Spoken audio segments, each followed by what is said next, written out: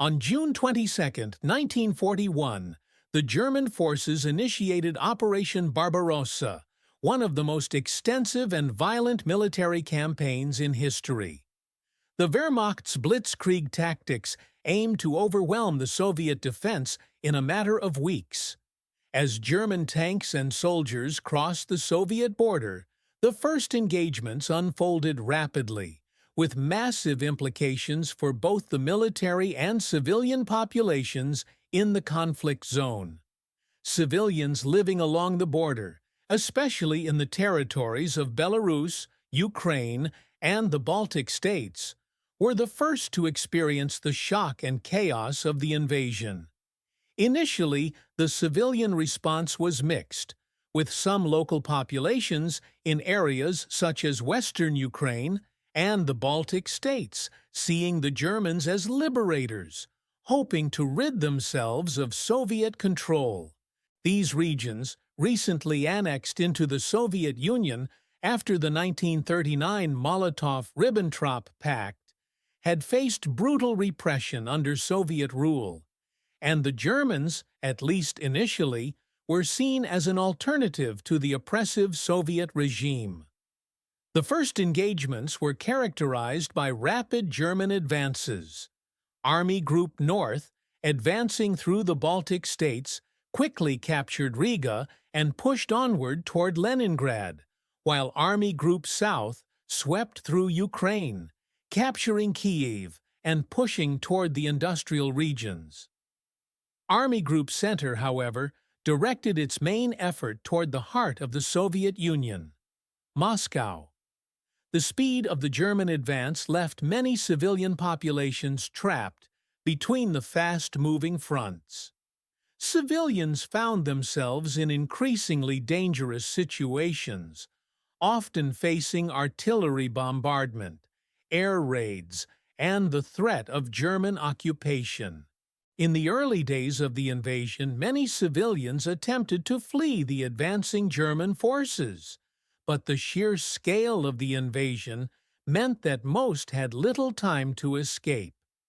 German forces pushed through Soviet defenses, using their blitzkrieg tactics, mobile warfare supported by tanks, mechanized infantry, and Luftwaffe air superiority. The Soviets, caught off guard, tried to regroup, but were unable to hold back the rapidly advancing Germans.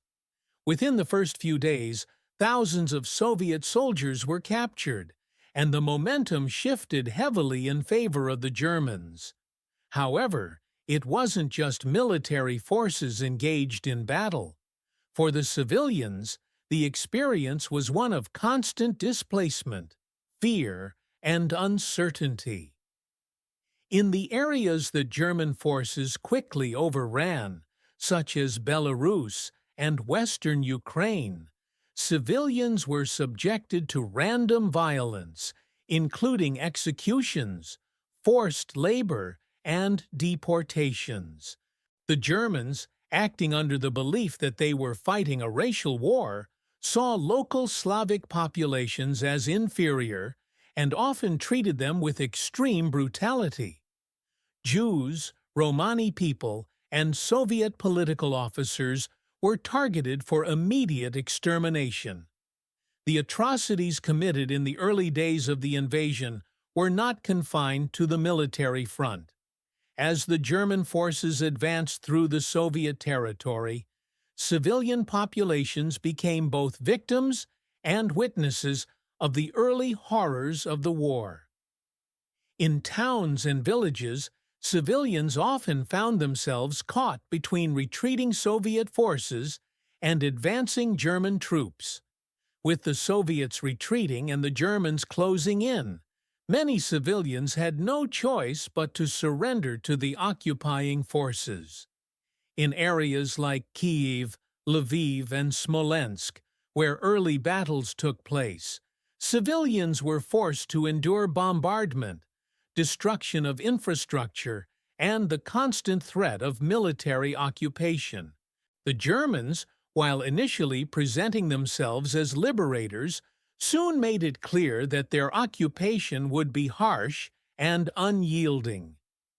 While some civilians, particularly in the more western regions of Ukraine and Belarus, initially sided with the Germans out of fear of Soviet reprisals, many soon realized that the reality of Nazi occupation would be far more devastating. One of the most immediate consequences for civilians was the collapse of the daily order. With the fall of cities, the civilian infrastructure crumbled under the weight of military occupation.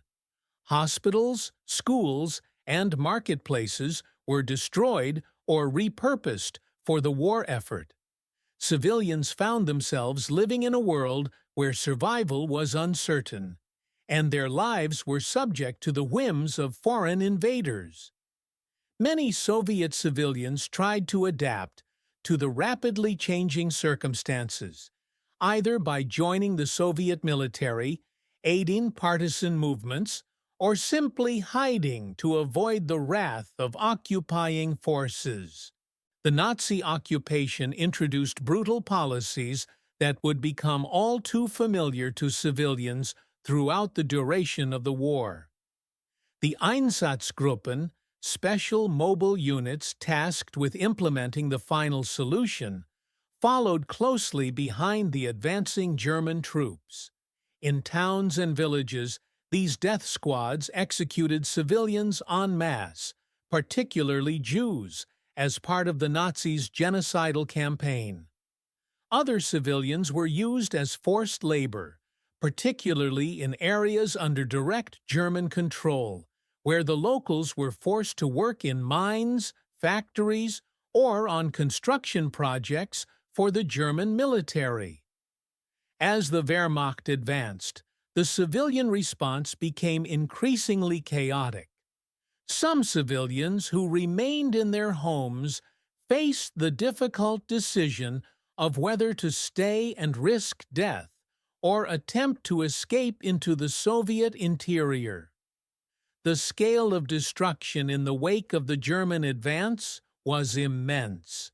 Entire villages were leveled, and major cities were turned into battle zones, suffering both from aerial bombardment and ground warfare.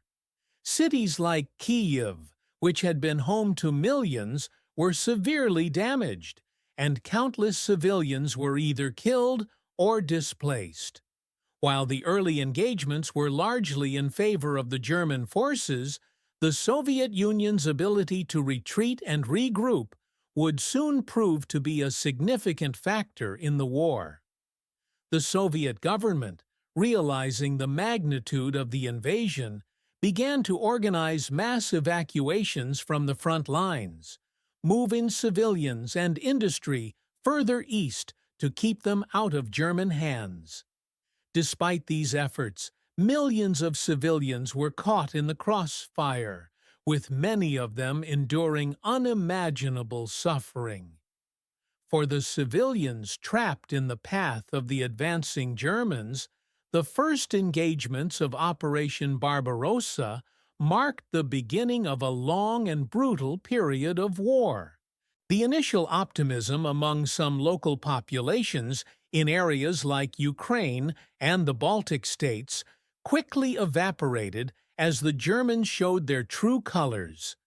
For the vast majority of civilians, the invasion meant the destruction of their homes, the loss of loved ones, and the collapse of any sense of normalcy. As the first days of Operation Barbarossa unfolded, the intensity of the conflict rapidly escalated. The German military, having quickly gained ground, began to face a series of challenges that would affect both their military and civilian populations. The initial speed of the Blitzkrieg campaign seemed to promise a swift victory, but as the fighting extended deeper into Soviet territory, the Wehrmacht encountered unforeseen difficulties. The vastness of the Soviet Union, combined with the harsh terrain and extreme weather conditions, turned what was expected to be a quick military campaign into a prolonged struggle. Civilians, who had initially been caught off guard, began to experience the reality of occupation and the full scope of the war. In areas that had been captured quickly, such as the eastern parts of Ukraine, Belarus, and the Baltic states, German forces began to impose their control with increasing brutality. While some civilians in these areas initially viewed the German occupation as a potential relief from Soviet repression, the immediate consequences of the invasion soon made clear the severity of life under Nazi rule. The German military, eager to advance further and secure vital resources in the east, continued to press the offensive. However, the rapidly expanding front lines became increasingly difficult to manage. With each passing day, German supply lines were stretched thinner, and logistical support became more difficult to maintain. The Wehrmacht's reliance on rapid mechanized units was proving unsustainable in the vast expanses of Soviet territory. The challenges of managing supply chains, maintaining communication between units, and dealing with partisan activity took a toll on German forces, despite their initial successes. For civilians caught behind the advancing front lines, this period of escalation was marked by increasing instability. In many areas, people were caught in the middle of the conflict, faced with either German occupation or Soviet retreat. Civilians who had previously attempted to flee the advancing forces found themselves displaced, separated from their families, and subject to the harsh realities of wartime life. In occupied territories, forced labor became commonplace, as local populations were subjected to extreme exploitation. Women, children, and the elderly were often the first to suffer from the German military's brutal policies. While some civilians sought refuge in the Soviet interior, they found that the retreating Soviet authorities were often ill-prepared to accommodate the displaced population. The Soviet government's evacuation efforts were overwhelmed by the sheer number of civilians fleeing the advancing Germans, leaving many to fend for themselves in the harsh conditions of the interior.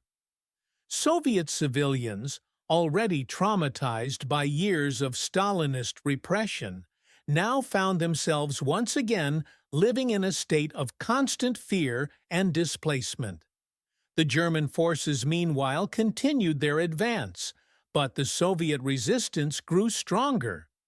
The first signs of the Soviet Union's capacity to resist began to emerge as partisan movements, composed of civilians, soldiers, and resistance fighters, started to take shape. In the forests and rural areas, groups of Soviet partisans organized small but significant attacks on German supply lines, ambushing troops and sabotaging infrastructure. These early resistance movements, though not yet able to halt the German advance, were a sign of the Soviet Union's ability to fight back despite the odds stacked against it. For the civilians living in these occupied territories, the presence of partisan fighters added to the already tense atmosphere. Civilians were often caught between their fear of the German occupiers and the risk of being accused of collaboration with the partisans. German reprisals against suspected resistance supporters were swift and brutal, with entire villages being wiped out in retaliation for partisan activities. The fear of being caught in the middle of a raid, of losing family members to the German death squads, or of being forcibly conscripted into labor camps haunted the civilian population. As the Wehrmacht pushed deeper into Soviet territory, they encountered increasing resistance, not just from Soviet military forces, but also from civilians who had been left with no choice but to fight. The Red Army, despite its initial setbacks, began to regroup, and with it came a renewed sense of determination. Soviet leadership, understanding the dire situation, ordered the formation of defensive lines and called on the people to support the war effort in any way possible. Civilians were encouraged to contribute by working in factories, supporting the military, or participating in partisan activities. For the local population, the Soviet rallying cry for defense meant that more and more civilians were drawn into the conflict. Those who had initially attempted to avoid the war found themselves either joining the resistance or being conscripted into the Soviet military. The war had become a fight not just for territorial control, but for the very survival of the Soviet Union. Civilians, who had hoped to remain neutral or out of the way, were now deeply enmeshed in the conflict, and their lives would be forever altered by the brutal realities of war. As the crisis deepened, the civilian experience of the war became one of constant fear and uncertainty. German occupation, marked by cruelty, forced labor, and execution, became a daily reality for millions. Soviet military policies, including mass evacuations and scorched earth tactics, added to the civilian burden. People were torn from their homes, their livelihoods destroyed, and their families scattered across the vast expanse of the Soviet Union. The escalation of Operation Barbarossa was not just a military campaign. It was an unrelenting force that reshaped the lives of millions of civilians. The brutalization of local populations, the constant threat of violence, and the disruption of everyday life became a harsh and enduring reality. As the German forces pushed further into Soviet territory, the civilian suffering only intensified, setting the stage for the next phase of the conflict, one that would bring even greater challenges for both the military and the people of the Soviet Union. As the summer of 1941 wore on, Operation Barbarossa reached its zenith. The German forces, having advanced rapidly through Soviet territory in the early stages of the invasion, now faced increasingly stiff resistance. Despite their initial successes, the Wehrmacht found itself stretched thin, facing logistical difficulties, harsh terrain, and a growing Soviet resolve. For the civilians living in the occupied regions, the peak of the campaign marked a period of intense suffering as the full impact of the German occupation began to take hold. In the northern sector, Army Group North's advance toward Leningrad was one of the most brutal phases of the campaign. The Germans were determined to take the city, which was of immense strategic importance, and to cut off Soviet access to the Baltic Sea. However, the closer they got to Leningrad, the more entrenched the Soviet resistance became. As German troops approached, the Soviets began to prepare for a prolonged siege. Leningrad, like many other cities in the path of the German advance, became a center of civilian suffering. The population, already reeling from bombings and constant fear of the advancing German forces, now faced the prospect of living under siege. The Siege of Leningrad, which would officially last until January 1944, began in earnest during the peak of Operation Barbarossa. For civilians, life in the city became one of starvation, disease, and terror. The German forces, hoping to starve the city into submission, surrounded Leningrad and cut off supply routes. The civilians within the city, left to endure the harsh conditions, suffered unimaginable hardships. Food supplies dwindled to almost nothing, and residents were forced to eat whatever they could find, including rats and, in some cases, human remains. Thousands died every day from starvation and disease. Meanwhile, in the central sector, army group centers pushed toward Moscow faced similar challenges. The Germans had hoped that the fall of the Soviet capital would deal a decisive blow to the Soviet government, causing its collapse and effectively ending the war on the Eastern Front. However, as the Wehrmacht reached the outskirts of Moscow in early December, they encountered a Soviet defense that was both determined and organized. The Soviet leadership, under Joseph Stalin, had begun to prepare for the defense of the capital, and by late autumn they had reinforced their lines. The Soviet counteroffensive in early December marked a turning point in the campaign, as German forces were forced to retreat from Moscow's immediate vicinity. For civilians in Moscow and surrounding areas, the German approach meant the constant threat of bombardment, forced evacuations, and the specter of occupation. Many civilians were relocated further east, away from the front lines, while others were conscripted into military service or forced labor. In the face of the German advance, Soviet civilians were called upon to support the war effort in any way possible. Women and children worked in factories, and older men, too old to fight, were pressed into auxiliary roles. Despite the horror of the situation, many civilians held on to hope that they could resist the German forces, and the defense of Moscow became a rallying point for the Soviet population. In the south, Army Group South's advance into Ukraine brought both devastation and hope to the local population. The German forces, having made significant gains in the region, soon captured the major city of Kiev in late September.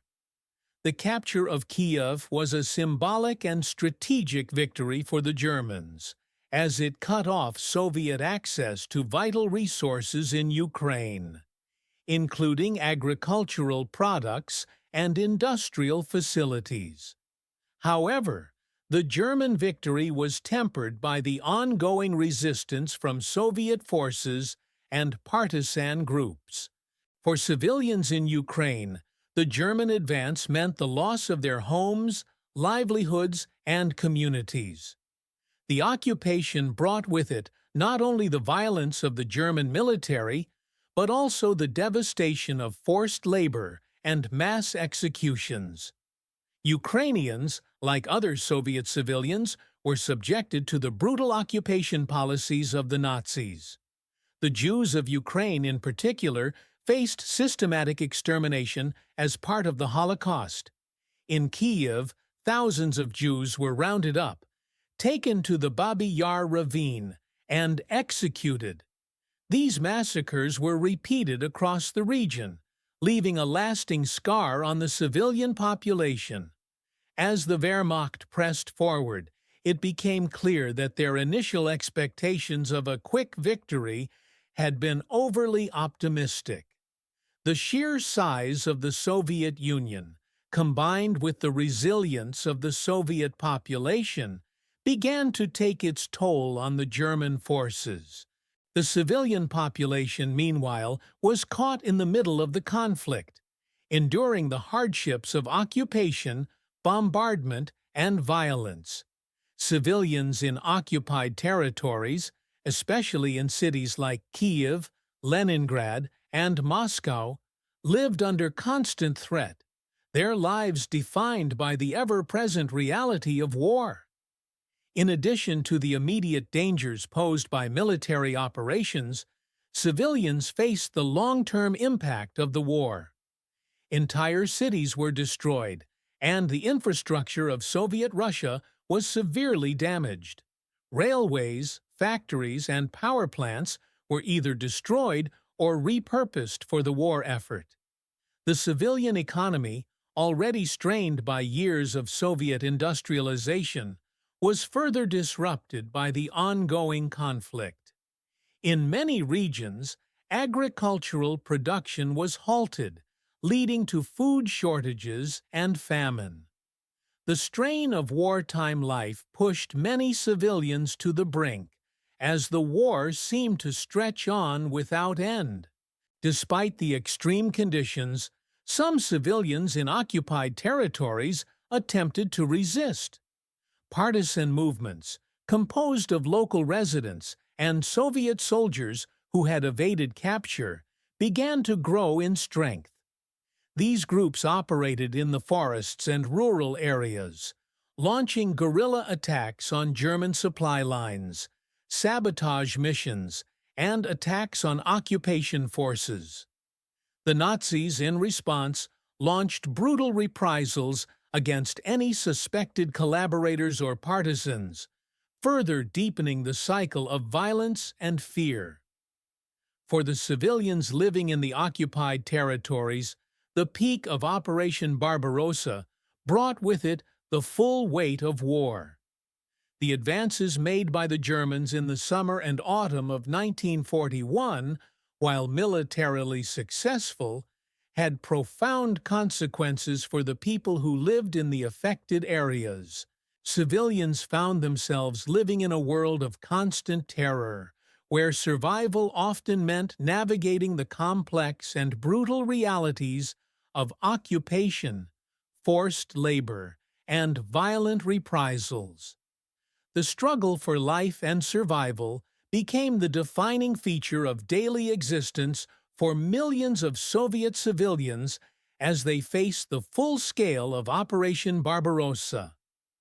As the Wehrmacht advanced deeper into Soviet territory, the impact on the civilian population intensified. With the German occupation becoming more entrenched and widespread, the initial hope of a quick resolution to the conflict rapidly diminished. The brutal methods of occupation and repression became all too clear, and the civilian population found itself caught in a war not just of armies, but of survival. Civilians had little choice but to adapt to the increasingly harsh conditions, whether through passive resistance, active involvement in partisan movements, or simply by finding ways to endure the daily grind of life under occupation. In the occupied territories, including Ukraine, Belarus, and the Baltic states, many civilians began to organize resistance movements. These partisan groups, often composed of local people, soldiers who had evaded capture, and members of the Soviet military who had been cut off from their main forces, operated primarily in the forests and rural areas. Their tactics were based on guerrilla warfare, ambushes, sabotage, and hit-and-run attacks aimed at German supply lines, transportation routes, and military installations. These resistance fighters were not only combating the German forces, but also trying to maintain the hope of Soviet liberation. They sought to undermine the German occupation and provide an alternative to the brutality of the Nazis. While these partisan movements were widespread, they were often small and poorly equipped. However, their impact on the Germans was significant. The German forces, already stretched thin across a vast territory, had to deal with constant disruptions to their supply lines and communication networks. The partisans also engaged in raids on German patrols, inflicting damage on the occupying forces. Despite this, German reprisals were swift and severe.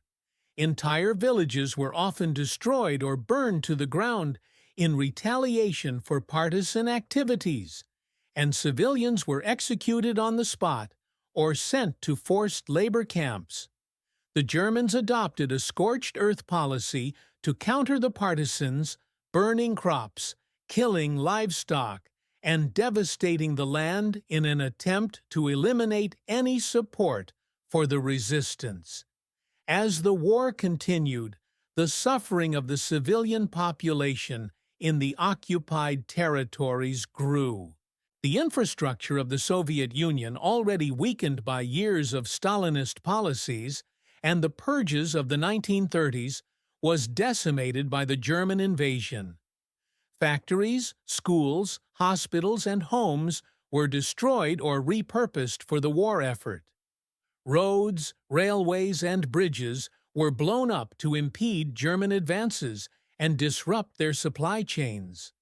This destruction made everyday life for civilians nearly impossible, as they found themselves without food, shelter, or basic necessities. In cities like Kyiv and Smolensk, where the fighting was intense, the civilian population was subjected to violent occupation. Thousands of men, women, and children were sent to forced labor camps, while others were used as human shields or forced to dig trenches for the Germans. The Nazis implemented a policy of total exploitation, taking advantage of the occupied territories' resources to fuel their war machine. Civilians were forced to work in factories and fields under grueling conditions, with little food and minimal protection. Any attempt to escape or resist was met with harsh punishment, and the overall atmosphere was one of fear, repression, and desperation. For civilians in the more rural areas, survival often depended on adapting to the situation as best as they could. Many people fled to the forests or remote areas to avoid being caught by the Germans, where they lived off the land and tried to maintain contact with partisan groups. In some cases, entire families abandoned their homes and relocated to avoid the advancing front lines. However, for many civilians, there was no escape. The reach of the German occupation was extensive, and even those who had hoped to stay out of the conflict found themselves caught in the crossfire. The adaptation process was not just limited to physical survival, but also to the psychological toll of living under constant occupation. Civilians had to make difficult decisions about whether to cooperate with the German authorities, assist the partisans, or simply try to survive by any means possible. In some cases, civilians were forced to make compromises with the occupiers, cooperating to secure food, shelter, or safety for their families. These compromises often led to accusations of collaboration, resulting in severe punishment or execution by the Germans. As the German occupation solidified, the Soviet government called on its citizens to support the war effort through all means necessary. Women, children, and the elderly were mobilized to work in factories, produce weapons, and assist in the logistics of the Soviet military.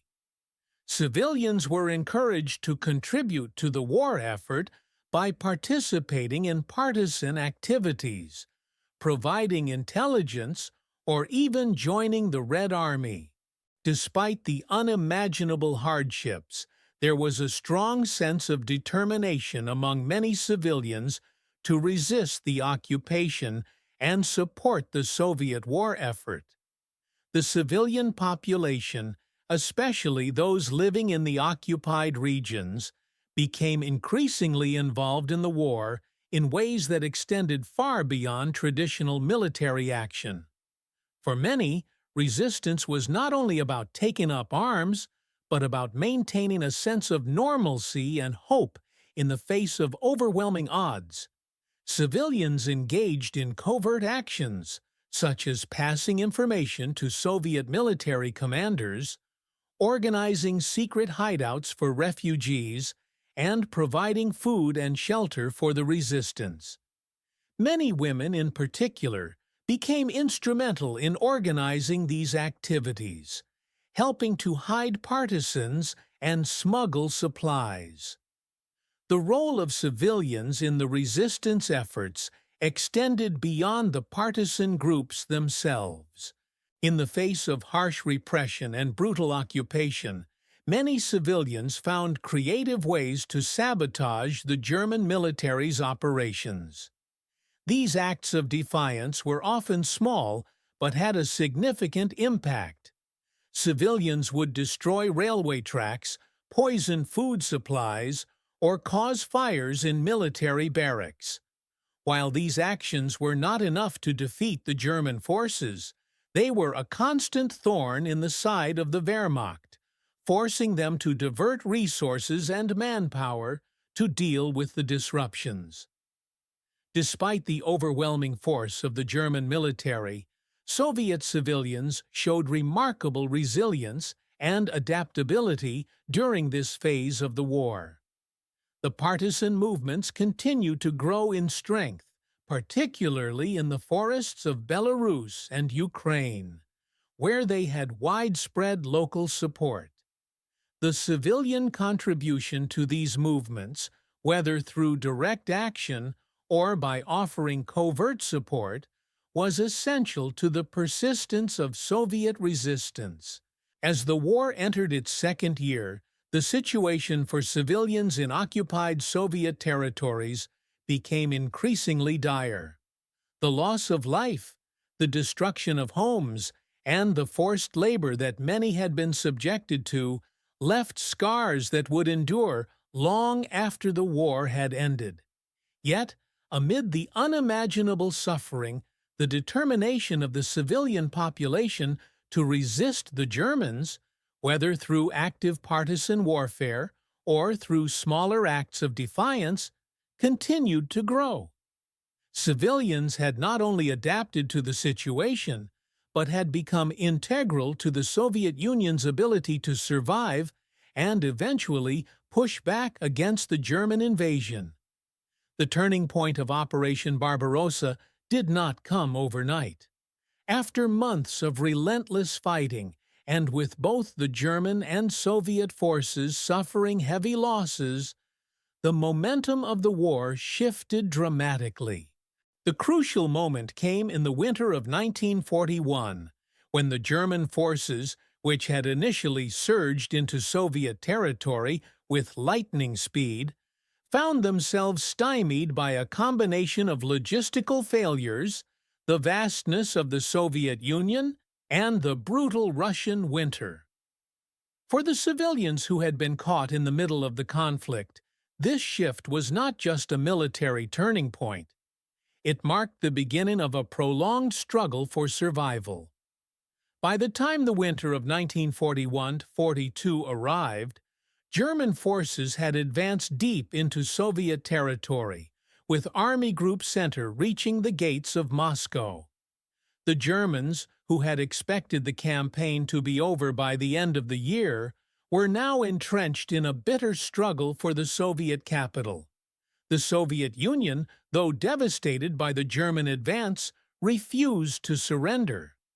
Stalin's decision to not abandon Moscow, despite calls for evacuation, symbolized the resolve of both the Soviet military and civilian population.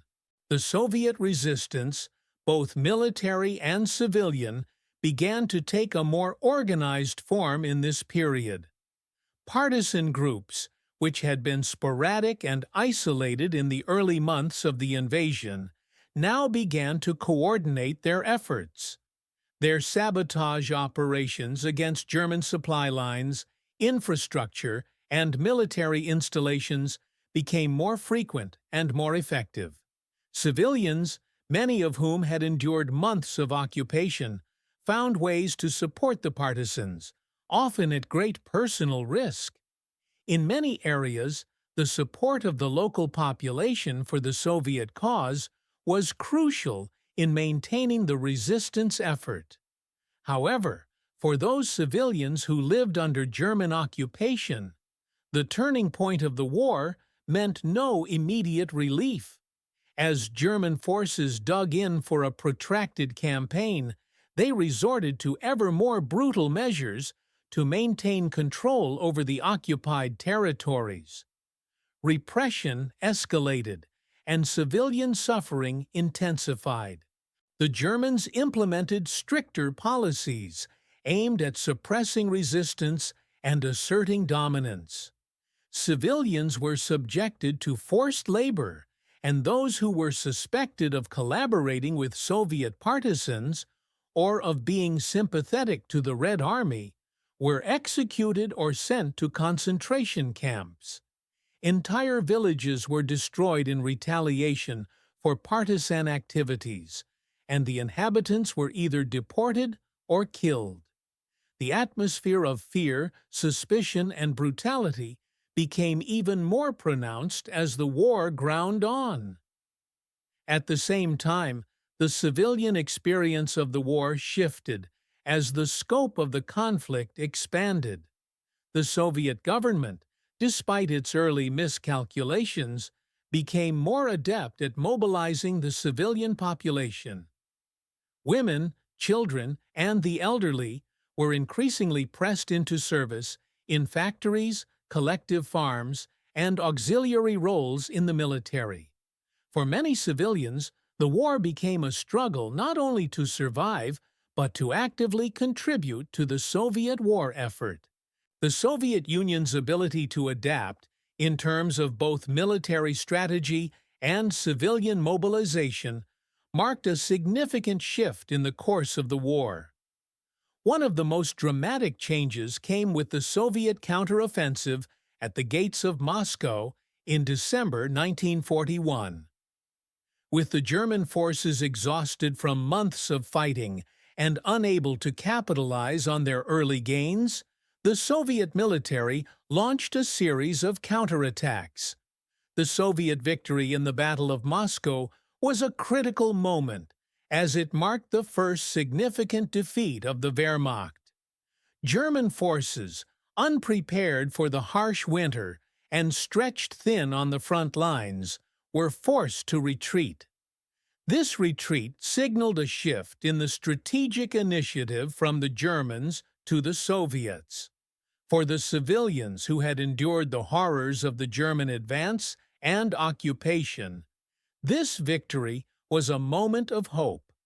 The Soviet counteroffensive, while limited in scope and success, demonstrated that the Nazis were not invincible. The morale boost it provided to the civilian population was immeasurable. In Moscow, Leningrad, and other key cities, civilians who had been living under constant fear and deprivation were finally able to see a glimmer of hope that their suffering might one day end. But for civilians in the occupied territories, the immediate impact of the turning point was mixed. In areas where the Soviet forces had been pushed back, the German occupation intensified. As the Wehrmacht retreated, they enacted harsh reprisals against the civilian population, particularly those suspected of aiding the Soviets. The Nazi policy of terror, which had already been devastating, now took on new levels of brutality. The German military, realizing that they could not sustain a quick victory, resorted to terror tactics to maintain control over the occupied regions. In cities like Kiev, which had already suffered under brutal occupation, the retreating Germans took vengeance on the civilian population. Mass executions were carried out, and the German military, under the guidance of the SS, executed suspected partisans and collaborators. The civilian population was subjected to forced labor and relocated to labor camps, where conditions were dire. The Germans believed that by punishing the civilian population in this way, they could quash any further resistance and prevent the spread of Soviet influence. For the civilians who had lived through the worst of the occupation, the Soviet victory at Moscow was a bittersweet moment. While it symbolized the failure of the German invasion and offered hope for eventual liberation, the immediate reality of war remained devastating. In the wake of the German retreat, millions of civilians in the occupied territories were left to contend with the aftermath of years of brutality, destruction, and loss. As the turning point in the war began to reshape the military situation, the civilian experience was equally transformed. The Soviet Union, bolstered by its military successes and the resilience of its population, began to turn the tide of the conflict. But this shift in momentum would come at an extraordinary cost, as civilians on both sides continued to bear the brunt of a war that showed no signs of abating. For those who lived through this turning point, the war was far from over, but they could now see the possibility of survival, and perhaps even victory, on the horizon. As winter deepened across Soviet Russia, the momentum of Operation Barbarossa, once in favor of the Germans, began to shift. The defeat of the German offensive at Moscow in December 1941 marked the first major turning point in the war, and the subsequent German retreat represented a significant change in the dynamic of the Eastern Front. However, for the civilians who had lived through the first 6 months of the invasion, the German withdrawal was not an immediate relief. The brutal realities of war, occupation, and devastation continued to shape their lives long after the Wehrmacht began to retreat. In the wake of the German defeat at Moscow, the Wehrmacht began to fall back, but not without inflicting further destruction on the Soviet Union. The retreat of the German forces was not a simple withdrawal, but rather a strategic repositioning, as they reorganized to defend their gains and prepare for future offensives. For the civilian population caught in the path of the retreating German army, this period was marked by a continued cycle of destruction, suffering, and forced labor. The retreating Germans carried out brutal reprisals against civilians, particularly those who had been suspected of assisting Soviet forces or partisans. In regions like Ukraine, Belarus, and the Baltic states, the Germans targeted entire villages, executing civilians, burning homes, and destroying infrastructure.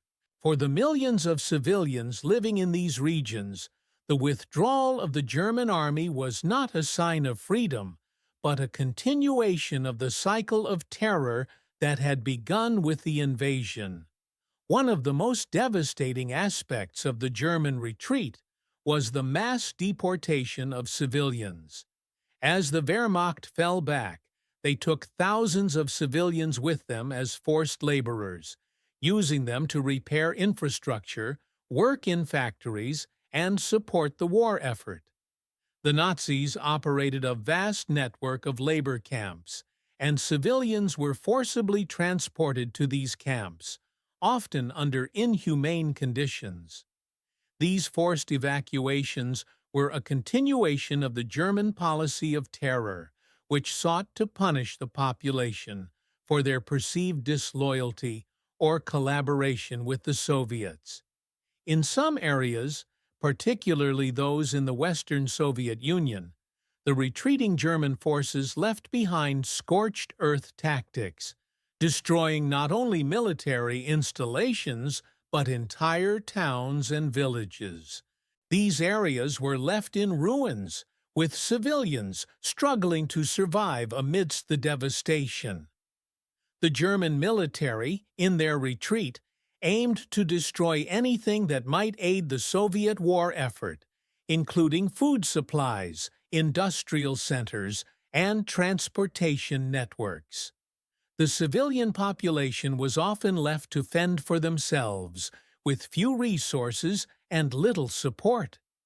For the civilians in these regions, the German withdrawal was a continuation of the nightmare they had been living through. Many of them had already endured months of occupation, forced labor, and violence, and now they were faced with the consequences of the retreating German forces.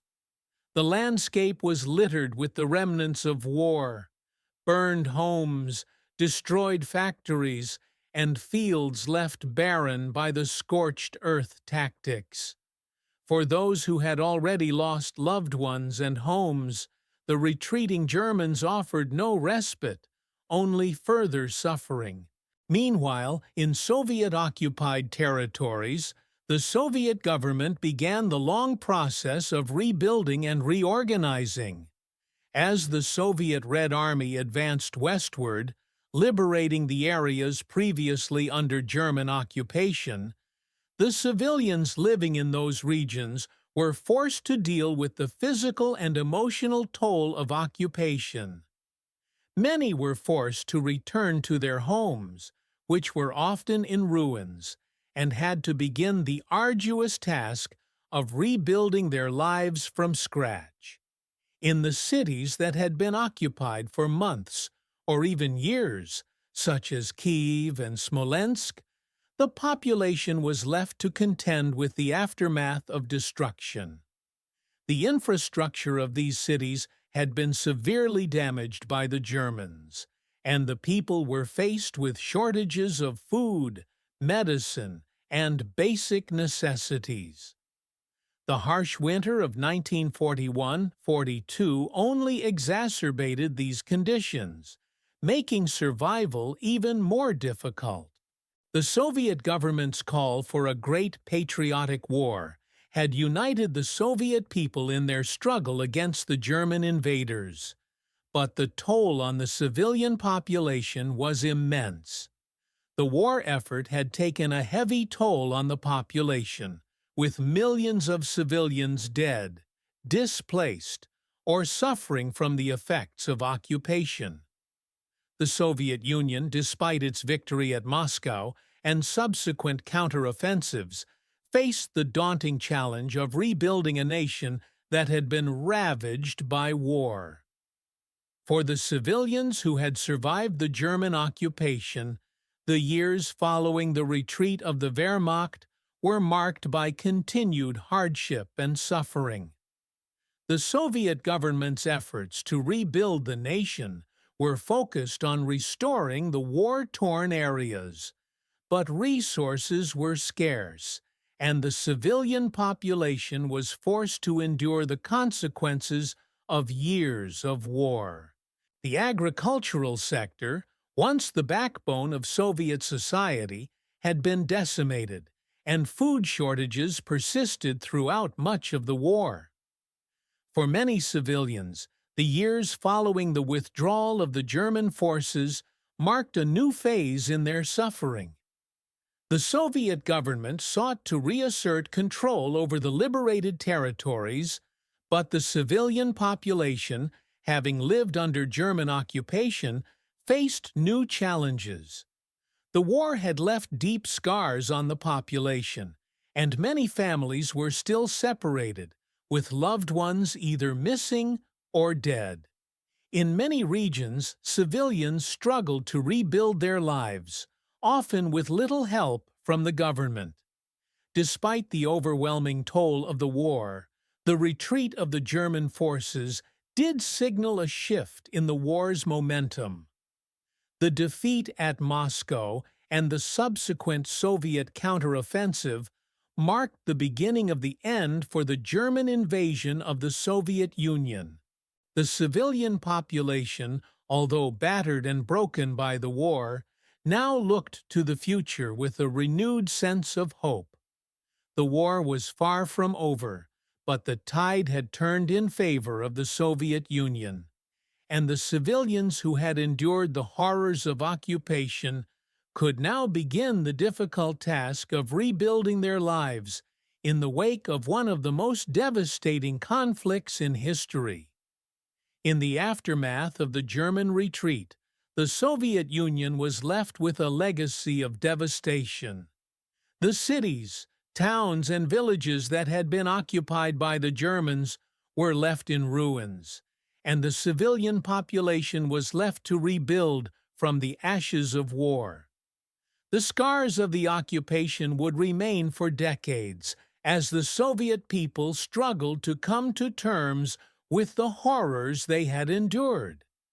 However, the withdrawal of the German forces was a moment of hope, signaling the eventual defeat of Nazi Germany and the possibility of rebuilding a shattered nation. The aftermath of Operation Barbarossa, particularly the events that unfolded during and after the German withdrawal from Soviet territory, left an indelible mark on both the Eastern Front of World War II and the civilians who endured the conflict. The scale of destruction and loss of life throughout the territories affected by the invasion was staggering. Yet, as the war continued to unfold, it became increasingly clear that the civilian population would bear the psychological, cultural, and economic scars of the conflict for generations to come. The long-term impact of Operation Barbarossa on the Soviet Union was profound. The war effort forced the Soviet government to make difficult decisions regarding both military strategy and civilian welfare. While the Red Army pushed the Germans back, retaking territory and liberating cities such as Kiev, Smolensk, and Leningrad, the costs of victory were immense. The Soviet Union suffered an estimated 27 million casualties during the war, with millions of those deaths attributed to civilians who perished from the horrors of occupation, forced labor, starvation, and reprisals. Entire regions of the Soviet Union were left devastated, with cities reduced to rubble and once thriving agricultural lands turned into wastelands. The destruction of infrastructure, particularly the railway system, factories, and power plants, crippled the Soviet economy for years. The agricultural sector, which had already been struggling under Stalin's collectivization policies, was decimated, and food shortages continued well after the Germans were pushed back. In addition, the immense scale of the human loss left a deep emotional and psychological toll on the civilian population. Families were torn apart, and many people were left to deal with the trauma of living through such brutal conditions. The psychological scars of the war, particularly those resulting from the occupation, would last long after the fighting had ended. One of the most significant long-term effects of Operation Barbarossa was the shift in Soviet political culture and society. The war effort, with its demands for total mobilization, not only unified the Soviet people in their struggle for survival, but also transformed the relationship between the Soviet government and the population. The Communist Party's control over the lives of civilians intensified, and the centralized nature of the Soviet state became even more evident during the war. The state's reach expanded as citizens were conscripted, forced into labor camps, and recruited for partisan movements. The Soviet Union became a highly militarized society, with civilians increasingly called upon to contribute to the war effort in whatever capacity possible. At the same time, the Nazi occupation and the experiences of local civilians during the war led to a significant shift in Soviet propaganda. While the Soviet government had long promoted the idea of the workers' and peasants' state as the ideal socialist society, the occupation exposed the brutal realities of life under fascist control. The atrocities committed by the German forces, ranging from the mass executions of Jews and political dissidents to the widespread use of forced labor, became central themes in Soviet propaganda. The war against fascism was presented as not just a struggle for Soviet survival, but as a fight for the future of humanity itself. In the wake of the war, these themes would remain an important part of Soviet identity and the state's narrative for decades. The legacy of Operation Barbarossa also had significant international consequences. The failure of the German invasion marked the beginning of the end for Nazi Germany. While the Wehrmacht was still able to maintain significant territorial holdings for some time after the retreat from Moscow, the defeat in the Soviet Union would prove to be a turning point in the war. It set the stage for the Soviet counteroffensive that eventually led to the liberation of Eastern Europe, including the capture of Berlin in May 1945. The strategic defeat of Germany on the Eastern Front also forced Hitler's forces to fight a two-front war, severely hampering their ability to maintain momentum on the Western Front.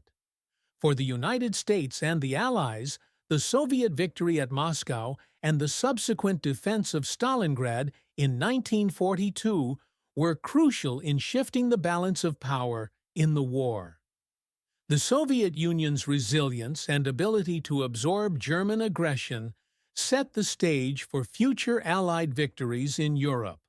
The cooperation between the Soviet Union, the United States, and the United Kingdom during the war, despite ideological differences, was key to the eventual defeat of Nazi Germany. The sheer scale of the Soviet Union's victory on the Eastern Front drew much-needed resources away from the Western Front, allowing the Allies to focus on their campaigns in North Africa, Italy, and, later, the D-Day invasion. Yet, while the victory against Nazi Germany was celebrated in the Soviet Union, the cost was incalculable. The death toll, the widespread displacement of civilians, and the societal trauma left behind by the war shaped Soviet culture and politics for decades. The Soviet Union, while emergent victorious, was deeply scarred by the war, and the trauma of the conflict shaped the collective memory of the nation for generations. The government's efforts to promote the war as a unifying experience and to glorify the sacrifices made by the civilian population were central to the post-war Soviet identity. The legacy of Operation Barbarossa also impacted the civilians in the former occupied territories. In the wake of the war, the populations of the Baltic states, Ukraine, and Belarus had to contend with the Soviet government's reassertion of control. In the Baltics particularly, there was a bitter struggle between Soviet authorities and local populations who had collaborated with the Germans. In Ukraine, the scars of both Soviet repression and German occupation led to lingering tensions and resistance against Soviet rule. The memory of the war and the suffering endured by civilians would continue to influence the relationship between these regions and Moscow in the years to come. The atrocities committed by the Germans during their occupation of Soviet territory also left a legacy of trauma. The mass executions, forced labor, and destruction of entire villages left deep scars on the civilian population.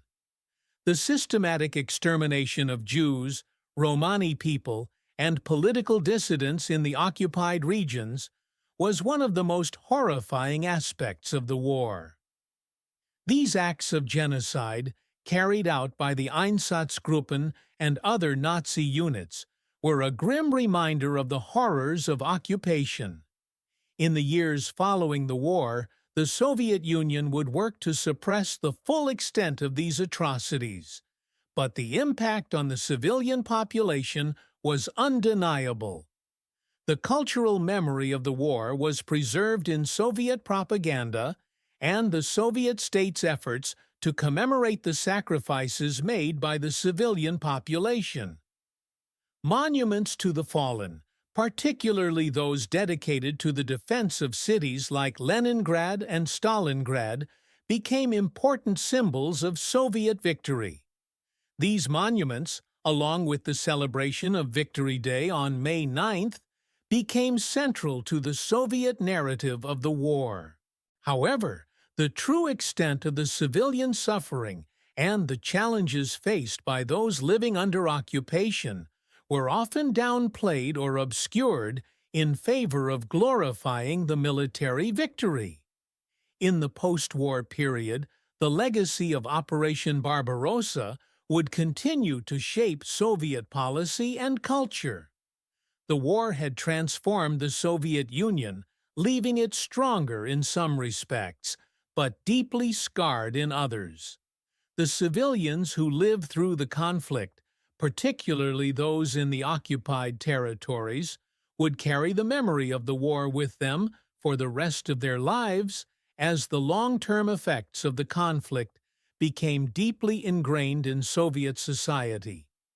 As the war continued into 1942 and beyond, the situation for civilians living in the occupied Soviet territories became even more dire. The initial retreat of the German forces after the failed assault on Moscow did not bring immediate relief. Instead, it was a precursor to a protracted war of attrition, both on the battlefield and in the lives of the civilian population. The withdrawal of German forces was often accompanied by brutal reprisals and the continuation of systematic exploitation of the population, ensuring that the civilian experience remained dominated by fear, hardship, and suffering. The Soviet Union, although severely weakened, managed to regroup and mount a formidable defense. However, this did not immediately translate into a reprieve for civilians. For those who lived through the darkest months of occupation, life was defined by uncertainty and the constant threat of violence. The retreat of the Germans, rather than bringing immediate liberation, was instead marked by more widespread destruction and the extension of terror tactics, particularly against the civilian population suspected of collaboration with the partisans or the Soviet military. The partisan movement, though initially small and scattered, became increasingly important in Soviet efforts to resist the German occupation. It was during this time that partisan activity reached its peak, especially in Belarus, Ukraine, and parts of the Baltic states, where local civilians played an essential role in the resistance. These partisan groups, composed of soldiers, civilians, and local fighters, waged guerrilla warfare against the German forces. They carried out sabotage operations, attacked supply lines, and ambushed German patrols. However, the activities of the partisans came at a high price for the civilians in the affected regions. In the wake of every partisan attack, the Germans often responded with savage reprisals, destroying entire villages, executing civilians, and taking hostages. The German strategy was one of terror, aimed at breaking the resolve of the local population. For civilians, this meant that resistance, while it could provide a sense of agency, also carried with it the risk of collective punishment. Entire families were displaced, sent to labor camps, or executed in the streets. In areas like Belarus, where partisan activity was particularly strong, the Germans resorted to scorched earth tactics, burning crops, killing livestock, and razing villages to the ground in retaliation for resistance activities. For many civilians, survival meant adapting to a life defined by occupation. The Germans sought to control both the economy and the labor force of the occupied territories. Forced labor was a cornerstone of the German occupation strategy, and millions of Soviet civilians were sent to work in factories, mines, and farms, often under appalling conditions. Women, children, and the elderly were often subjected to forced labor in addition to the young men who were conscripted into the German war effort or used as a cheap workforce. For civilians, this meant living in constant fear of being sent to work in the labor camps or becoming the target of German soldiers who viewed them as expendable.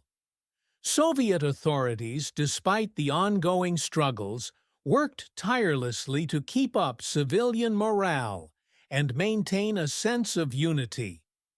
While much of the Soviet military leadership had been forced to retreat in the face of the German advance, the Soviet state still managed to galvanize the civilian population. Wartime propaganda highlighted the importance of defense, resilience, and collective struggle. Civilians were encouraged to support the Red Army in any way they could, whether by providing food, supplies, or information to the resistance. The Soviet government's messages, despite the hardships, continued to instill a sense of patriotism and unity among the people. For many civilians, survival also meant finding ways to adapt to the shifting realities of war. In the regions where German occupation was the most severe, civilians often had to find ways to cope with both the physical destruction of their environment and the emotional trauma caused by the loss of loved ones, homes, and communities. Families found refuge in forests or hidden in underground bunkers, while others managed to continue their daily lives amidst the ruins.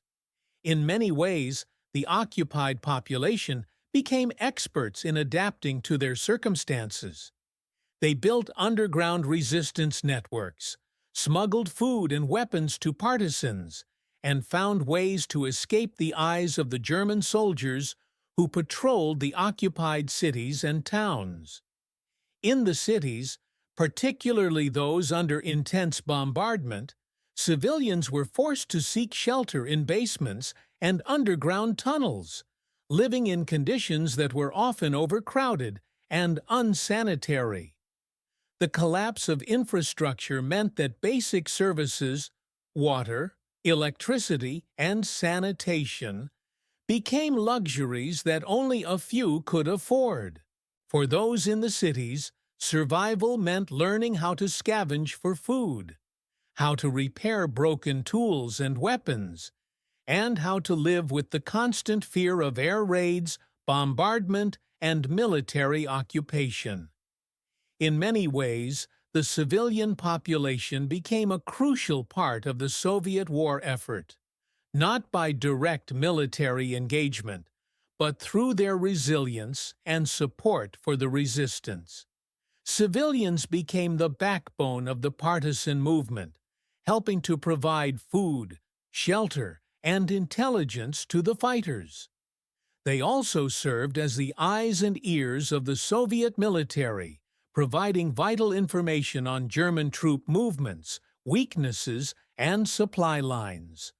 While the partisan groups were often small and isolated, the support they received from the local population was essential in sustaining their efforts.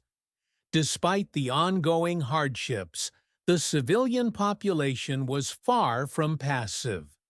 There were countless acts of resistance, whether large or small, that took place every day. These acts were not always violent. Sometimes they were as simple as defying German orders, hiding Jewish people from the Nazis, or smuggling vital supplies to the front lines. The civilian resistance helped to maintain Soviet morale and resist the destruction of Soviet culture, traditions, and identity. Though often hidden from the official records of wartime history, the role of civilians in resisting the Germans was vital to the ultimate success of the Soviet war effort. By 1943, as the war continued to shift in favor of the Soviet Union, the civilian experience of the war began to change. The German forces, though still powerful, were increasingly pushed back on multiple fronts. The Soviet counteroffensive at Stalingrad and the Battle of Kursk in 1943 marked significant victories for the Red Army and began to break the back of the German invasion. For the civilians in occupied regions, the thought of liberation grew closer. Yet, as the Germans retreated, the cost of survival remained high. Cities and towns remained in ruins, and the civilian population was still grappling with the psychological, emotional, and physical toll of years of occupation. The legacy of this period of intense suffering and resistance would be felt long after the war's end. The civilian experience of Operation Barbarossa and the following years of occupation became an indelible part of Soviet memory, a symbol of resilience in the face of unimaginable adversity. As the Wehrmacht began to retreat from Soviet territory in late 1942 and 1943, the immense scale of destruction wrought by the German invasion became all too clear. The end of the German advance marked a crucial turning point in World War II, but it was far from an immediate relief for the millions of civilians who had endured the horrors of the occupation. The retreat of the German forces did not lead to the end of suffering for the civilian population, as the legacy of war continued to haunt the regions liberated by the Red Army. The Soviet military, which had suffered heavy losses during the early stages of the war, was now in the midst of a counteroffensive. The Red Army pushed westward, liberating cities like Kiev, Smolensk, and Leningrad. But these victories came at an extraordinary cost. The cities, once vibrant and bustling, were now ruined landscapes of devastation. Civilians who had lived through the German occupation, many of whom had been forced to flee their homes or live in constant fear, were now forced to face the physical and emotional toll of the conflict. For civilians who had endured years of brutal occupation, the Soviet liberation was bittersweet. While they were no longer under German control, the aftermath of the war left their communities shattered. The civilian population had been deeply affected by the years of occupation, forced labor, and mass executions. Entire villages had been destroyed, and towns had been reduced to rubble.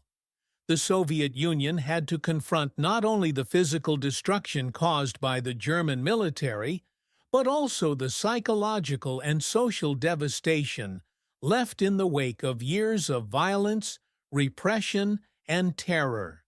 In many regions, the process of rebuilding was slow and difficult. The Soviet government sought to reassert control over the territories previously occupied by the Germans, but this was no simple task. The infrastructure had been severely damaged or destroyed, and the civilian population had to deal with the scarcity of food, shelter, and basic necessities. The cities that had once been centers of culture and industry were now in ruins. Thousands of families had been displaced, and many people had lost everything in the war. The Soviets also had to contend with the complex task of reintegrating former collaborators, or those who had been caught in the web of Nazi ideology. The return of Soviet authority did not immediately restore order or stability. The return of Soviet authority also meant that civilians had to contend with the consequences of the war's ideological and political upheavals. Many of the regions liberated by the Red Army had been subject to intense Nazi propaganda, and the presence of Soviet forces often came with reminders of the harsh political and ideological control of the Stalinist regime. The horrors of the war had shattered the lives of civilians, and the political repression that had marked the Soviet Union before the war had not disappeared with the retreat of the Germans. The civilian population, who had lived through the harshest aspects of Soviet rule, now found themselves in a complex and changing political landscape. For many civilians, the war had become a time of survival and adaptation. In cities like Leningrad, where civilians had lived through the infamous siege, the process of rebuilding was slow and survival was still uncertain. The devastation left by the German occupation was immense, and the civilian population had to work tirelessly to restore their homes and their livelihoods. In some cases, the process of rebuilding was accompanied by the trauma of loss. Many families had lost loved ones to the war, and the scars of the conflict were felt in every corner of Soviet society. While the German forces had retreated, the legacy of the occupation was far from over. The economic consequences of the war were severe, and the Soviet government was faced with the monumental task of rebuilding the infrastructure of a vast and war-torn nation. The agricultural sector, which had been devastated by the German occupation and the scorched earth tactics of both the Germans and the Soviets, was particularly hard hit. The Soviets struggled to rebuild food production, and famine and food shortages were common in many regions. In addition to the economic challenges, the psychological toll on civilians was profound. The constant fear of death, starvation, and violence had left deep scars on the population. Families had been torn apart, and many civilians had witnessed the brutal execution of loved ones, the destruction of their homes, and the horrors of concentration camps. The war had exposed the fragility of human life, and for many civilians, the emotional toll was just as devastating as the physical destruction. As the Soviet Union began to rebuild in the wake of the war, the memory of the civilian experience during Operation Barbarossa and the years of occupation became central to Soviet national identity. The government sought to commemorate the heroism and sacrifices of the civilian population, highlighting their contributions to the war effort. Monuments were erected to honor the fallen, and Victory Day, celebrated on May 9th each year, became a symbol of Soviet resilience and triumph. The memory of the war, particularly the suffering of civilians, was used by the Soviet government to reinforce national pride and unity. However, the reality of life for civilians in the aftermath of the war was far more complicated. The Soviet Union, despite its victory over Nazi Germany, had emerged from the war severely weakened. The economic challenges of rebuilding were compounded by the psychological scars of the conflict. For civilians, the war was not over when the fighting stopped. They were left to rebuild their lives, their homes, and their communities, while grappling with the loss of family members and the trauma of occupation. The war also left a legacy of political repression. In the territories that had been occupied by the Germans, the Soviet government sought to reassert its authority, often using harsh measures to punish those who had been suspected of collaboration. The purges that had been a feature of Stalin's rule in the 1930s returned with a vengeance, and many civilians found themselves accused of being traitors or enemies of the state.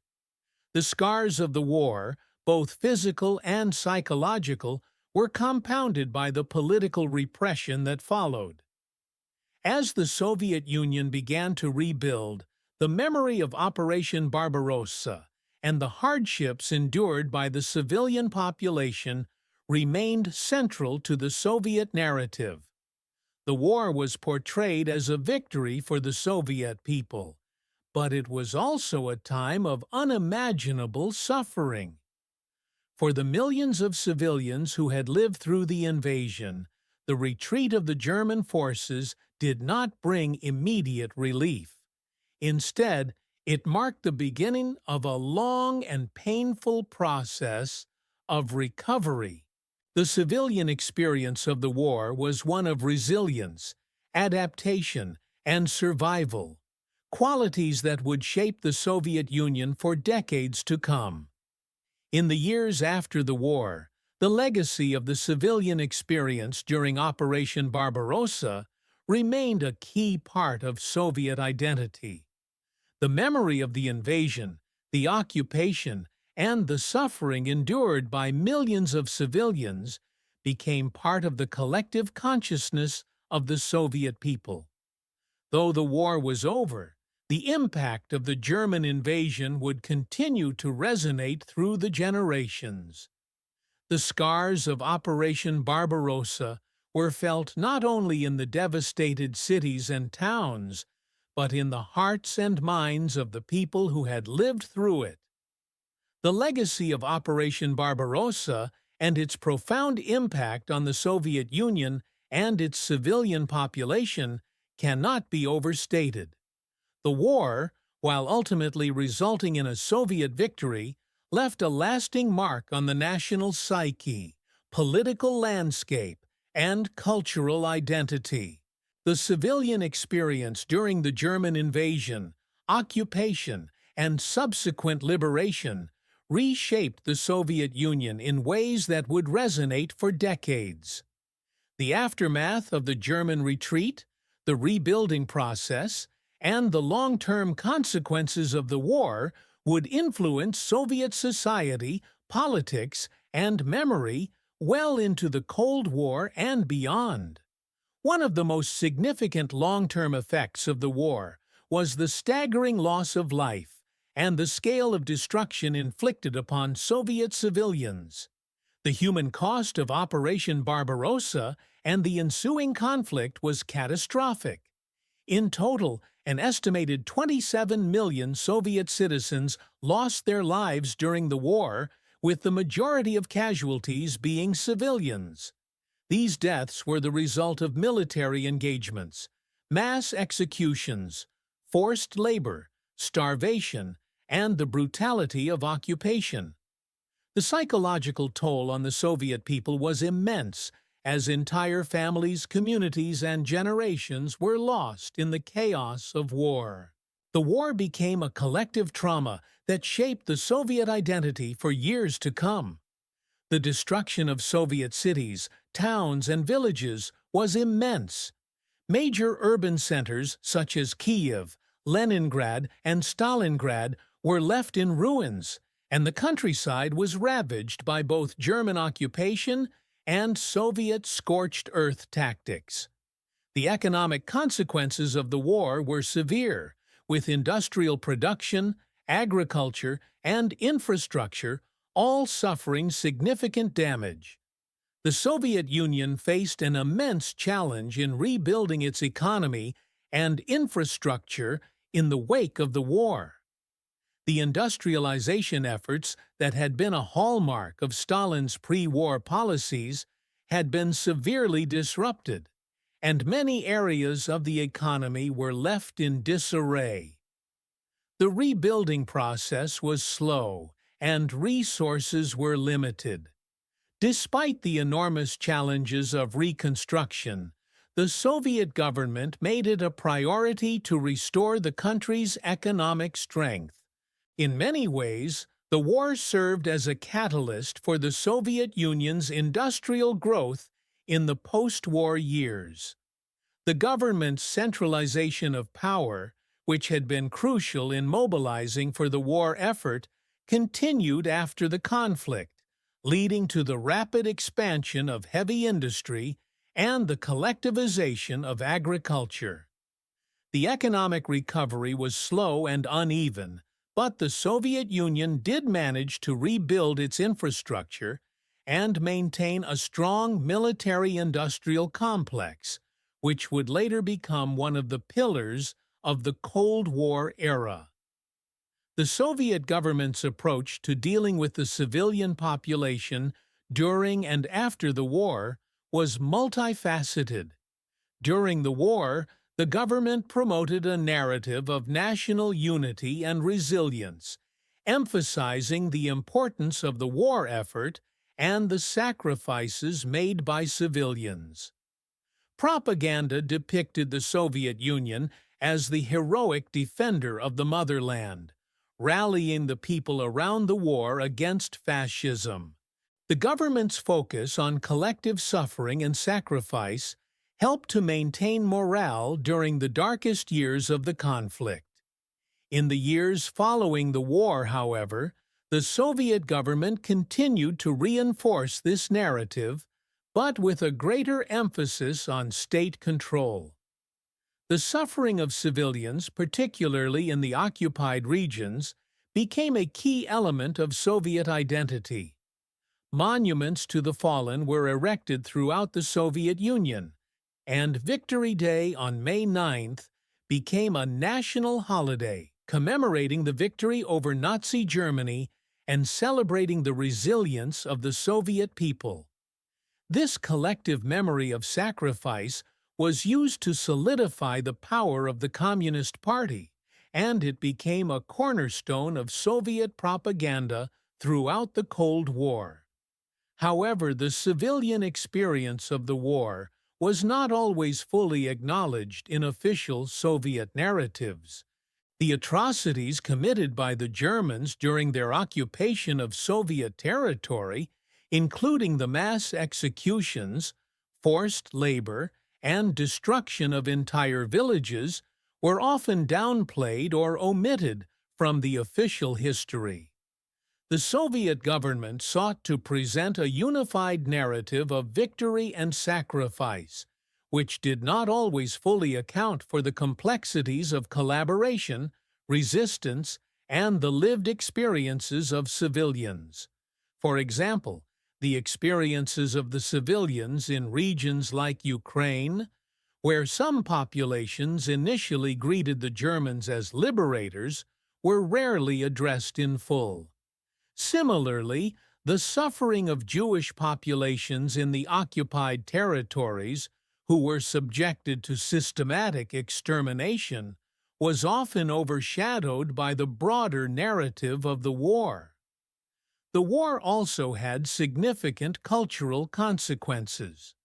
The Soviet Union's wartime experience shaped the post-war cultural and intellectual climate.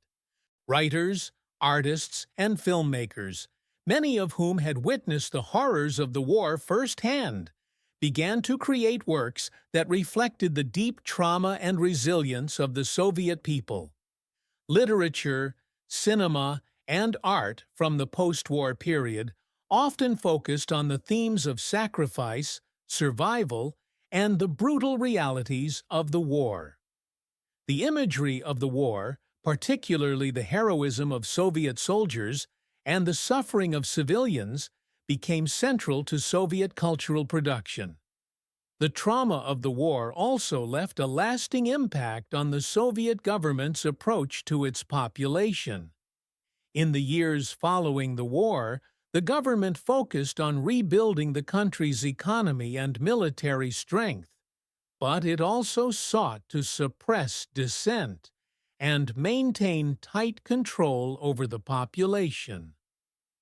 The legacy of Stalin's purges, combined with the trauma of the war, led to a climate of fear and repression. The Soviet Union, despite its victory, remained an authoritarian state where political dissent was not tolerated and where the government's control over every aspect of life remained absolute. The memory of Operation Barbarossa also played a significant role in Soviet foreign policy. The Soviet Union, having suffered the brunt of the Nazi invasion, viewed its victory as a sign of its strength and resilience. This perception of the Soviet Union as a military power that had been able to withstand the German onslaught helped to shape the Soviet Union's post-war foreign policy. The Soviet government sought to expand its influence in Eastern Europe, using its victory as leverage to secure the establishment of communist regimes in countries like Poland, Czechoslovakia, Hungary, and Romania. This expansion of Soviet influence, combined with the onset of the Cold War, would set the stage for the ideological and political battles that defined the second half of the 20th century. The civilian experience of Operation Barbarossa and its aftermath also shaped the broader memory of World War II in Europe. While much of the war's memory in Western Europe focused on the liberation of occupied countries by the Allied forces, the experience of Soviet civilians was often overlooked. The horrors of the German occupation of Soviet territory, the mass killings of civilians, and the brutal treatment of Jews and other minorities were largely ignored in Western narratives. As a result, the civilian experience in the Soviet Union became an integral part of the Soviet identity, and the war was remembered as a victory for both the Red Army and the people who had endured the hardships of occupation and war. The legacy of Operation Barbarossa continues to influence Russian and Eastern European history today. The memory of the war and the role of civilians in that struggle remains a central element of Russian national identity. The suffering endured by the civilian population during the German invasion, the resilience of the people who resisted the occupation, and the victory over fascism are key themes in contemporary Russian historical memory. The enduring impact of the war on Soviet society and the lessons learned from the civilian experience continue to shape Russia's understanding of its place in the world.